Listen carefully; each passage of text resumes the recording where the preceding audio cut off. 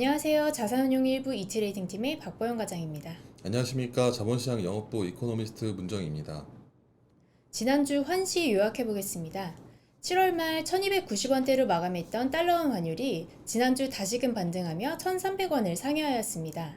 한동안 잠잠했던 미중 관계 문제가 재부각됐는데요.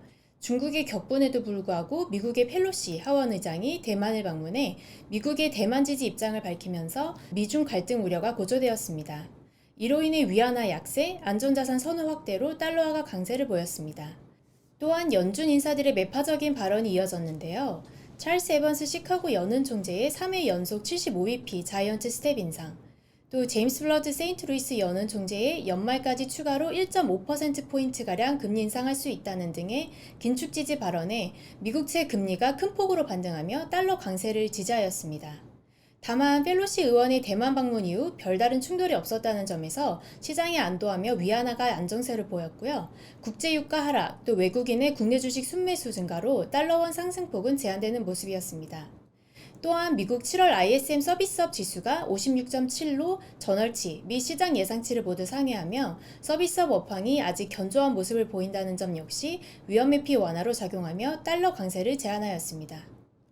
지난주 또 주목할 만한 점 중에 한국 7월 무역수지 적자 발표가 있었음에도 불구하고 외국인이 국내에서 주식을 지속해서 매수했는데요. 네.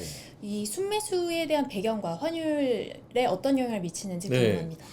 일단 지난주 나왔던 국내 이제 7월 무역 수지가 47억 달러 적자를 기록을 했습니다.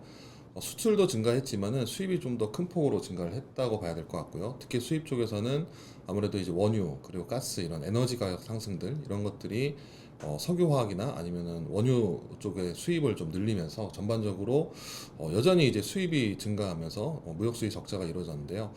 사실상 무역 수지 적자라는 부분은 사실상 외국인 입장에서 투자자 입장에서 봤을 때는 그동안에는 이제 주식 순매도 요인으로 작용을 했습니다.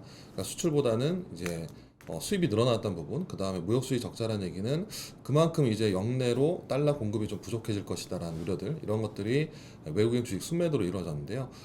그런데 7월 달 들어서 실제로 지난주에 같은 경우에는 이제 외국인이 전반적으로 좀 매수를 했거든요. 그래서 외국인이 왜 순매수를 했느냐로 봤을 때 첫 번째는 일단 뉴욕 쪽에서 뉴욕 증시가 상당히 반등폭이 컸다라는 거. 그러니까 글로벌로 봤을 때 위험 회피 심리가 완화됐던 부분이 있었고요. 그다음에 두 번째로는 이제 주가가 많이 빠지면서 실제로 이제 주가에 대한 메리트가 좀 부각된 것 같습니다. 뉴욕 증시도 반등했고, 그다음에 우리나라 코스피 지수도 거의 한 30% 이상 하락하면서 이 저가 매수에 대한 메리트가 좀 부각됐고, 그다음에 세 번째로는 그동안에 외국인 순매도 쪽에서 영향을 미쳤던 게 미국의 긴축이라는 부분이었는데, 사실상 7월 28일 날 FOMC 이후로 미국 연준의 긴축 속도가 다음 회의부터는 좀 둔화될 것이다. 최근에 뭐 매파적인 연준 인사들의 발언도 있었지만은 그럼에도 불구하고 시장에서는 다음 회의에는 아마 75보다는 50bp나 아니면 그 이하로 금리 인상 속도를 조절하지 않겠느냐라는 기대감이 좀 반영된 것 같습니다. 그래서 결과적으로 봤을 때 국내 무역 수지 적자에도 불구하고 이 외국인 같은 경우에는 뭐 뉴욕 증시 반등이나 아니면은 주가에 대한 저가 메리트 요인들, 그 다음에 그동안에 이제 순매도에 주요 작용했던 연준의 긴축 속도들, 이런 것들이 기대된다, 그러니까 개선될 것이라고 기대되기 때문에 오히려 외국인이 주식을 좀 순매수를 계속 유지하고 있고요. 이렇게 외국인이 주식 순매수를 한다는 자체는 달러보다는 원화를 산다라는 부분이기 때문에 사실상 이제 달러 환율에는 상단을 좀 제약하는 요인이 작용하고 있습니다. 인플레이션 정점에 대한 논란이 뜨거운 가운데 이번 주 소비자 물가 지수 발표가 예정되어 있는데요. 네. 이번 주 발표 예정된 경제 지표랑 환율 전망 부탁드립니다. 네. 이번 주에도 이제 미국 쪽에서의 물가 지표가 가장 중요한 지표라고 봐야 될 것 같고요. 첫 번째는 일단 8월 10일 날 이제 수요일 날 저녁이죠. 우리나라 시간으로 수요일 날 저녁에 미국의 이제 7월 소비자 물가가 발표될 예정입니다. 이번에 이제 7월 소비자 물가 같은 경우에는 전월 대비로는 0.3%, 그리고 전년 동월 대비로는 8.8% 증가 상승할 거로 보기 때문에 이전에 이제 6월 달 소비자 물가가 전년비로는 9.1%로 상당히 높았거든요. 그거에 비해서는 조금 떨어질 것이다라고 보는 것 같고요.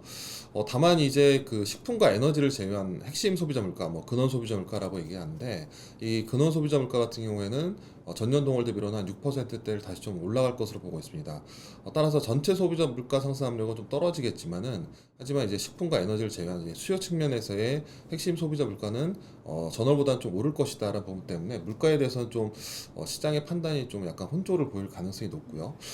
그 다음에 이제 발표될 지표가 금요일 날 이제 13일이죠. 금요일 날 발표될 그 미시건대 소비심리 지수 거기서 나오는 이제 기대 인플레이션 지표라는 게 있습니다.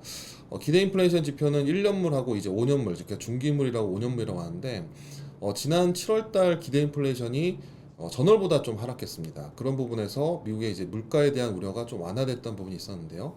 이번에도 이제 그 1년이나 아니면은 5년 같은 중기 기대 인플레이션이 전월보다는 조금 더 나아지지 않겠느냐 보고 있습니다. 왜냐면은 그만큼 경제가 좋지 않았다라는 부분이기 때문에 따라서 전체 소비자 물가가 오른다고 하더라도 만약 기대 인플레이션이 전월보다 좀 더 하락할 것이다라고 본다면 아마 다음 9월 회의, 9월 FOMC에서는 75는 좀 어렵지 않겠느냐라는 기대가 좀 더 강하게 작용할 가능성이 높습니다. 그런 부분은 이 달러 강세를 제약하는 요인이라고 봐야 될 것 같고요.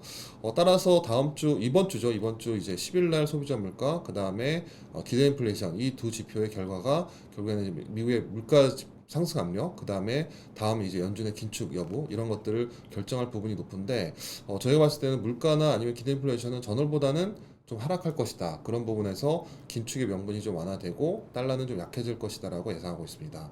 이에 따라서 달러 환율은 금주에는 하단은 1290원 그리고 상단은 1315원으로 전주에서 상단은 좀 막힐 거다라고 보고 있고요. 유로 환율은 하단은 1320원, 상단은 1360원 그리고 엔원 환율 같은 경우에는 960원에서 990원 정도에서 등락할 것으로 예상합니다. 지금까지 똑똑한 환율 이야기 환율 똑똑이었습니다. 감사합니다.